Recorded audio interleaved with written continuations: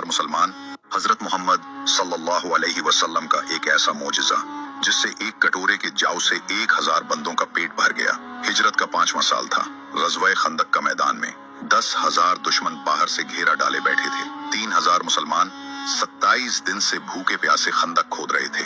जाबिर बिन अब्दुल्ला रजी अल्लाह अन्हु जो बड़े नेक सहाबी थे, उनकी भूख से हालत खराब हो गई थी। वो घर पहुंचे तो बीवी बोली कि बस एक छोटी बकरी और एक कटोरा जाव का है और आप हजरत मोहम्मद सल्लल्लाहु अलैहि वसल्लम को दावत देने की बात फरमा रहे हैं। जाबिर ने शर्माते हुए नबी सल्लल्लाहु अलैहि वसल्लम को दावत दी। आप सल्लल्लाहु अलैहि वसल्लम ने ऐलान किया, ए खंदक वालों, जाबिर ने दावत दी, सब चलो। पूरा लश्कर चल पड़ा। जाबिर घबरा गए कि सिर्फ एक कटोरा है और आप सल्लल्लाहु अलैहि वसल्लम ने सबको दावत भी दे दी।